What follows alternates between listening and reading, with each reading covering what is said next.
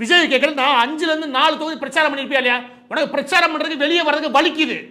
அதை உண்மை சொல்லு. அதை விட்டுட்டு இங்க டிராமா என்ன பண்ற? விஜய் என்ன பண்றாரு? அவருக்கு கிடைக்காத மாதிரியும் தான் பாதிக்கப்படுற மாதிரியும் ஒரு பிம்பத்தை கட்டமைக்கிறது. மக்கள் மத்தியில் பாருங்க, விஜய் ஆகிய நான் எனக்கு எவ்வளவு அழுத்தம் இருக்குன்னு அப்படி ஒரு கட்டமைக்க முயற்சி பண்றேன். கரூர் சம்பவம் நடந்து நான் 50 நாள் வீட்டுக்குள்ள இருந்துட்டு இப்படி எதுக்கெடுத்தா வீட்டுக்குள்ள போய் பதுக்கிறேன், வெளியே வரதே இல்லை, மக்கள் பிரச்சனைக்கு வரதே கிடையாது. அதுக்காக தான் பேசுறியானா சும்மா ஆன்லைன்ல ஒரு ட்விட்டர் போட்டுட்டு அமைதியா உட்காந்துருக்க. இவ்வளவு சோம்பேறியான ஒரு அரசியல் எங்க பார்க்க முடியுமா? இப்படி சொகுசு வாழ்க்கையில் இருந்த ஒரு அரசியல் பார்த்தீங்களா? இந்த ஆள் என்னன்னா கடைசி 20 நாள்ல நம்ம தேர்தல் பிரச்சாரம் பண்ணா போதும்.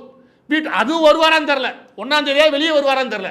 இந்த லட்சணத்தில் இருந்துக்கிட்டு பொய்யான பிரச்சாரமா இல்லையா? நீ 4 இடத்துல பிரச்சாரம் பண்ணிட்டு ஒரு இடத்துல பிரச்சாரம் கிடைக்காதுன்னு சொல்லி அங்கேயும் அங்கேயும் பேசி மக்கள்கிட்ட போ. இவர் சொகுசா இருந்துட்டு இப்ப என்ன பண்றாரு? பாதிக்கப்பட்ட மாதிரி காமிச்சிருக்கு, தேர்தல் ஆணையத்தில் போய் நிக்கிறாப்ல. பாருங்க, எனக்கு அனுமதி கொடுக்கல அப்படின்னு போய் நிக்கிறாப்ல. இது பிம்பம் கட்டமைக்கிற வேலை ஒண்ணு. இன்னொன்னு என்ன தெரியுமா? ஒருவேளை தேர்தலை தோத்து, ஒருவேளை கிடையாது, உறுதியா சொல்றேன், 100% தேர்தலில் விஜய் தோற்கிறாரு, தோல்வியை தழுவுவார் நான் சொல்றேன். ஏன்னா இவருக்கு ஒரு நல்ல வாய்ப்பு இருந்தது, நான் அப்புறம் சொல்றேன். அந்த வாய்ப்பை கெடுத்துட்டு இப்ப தன்னுடைய தவறு இருக்கு இல்லையா, அதை எப்படி மாத்துறது?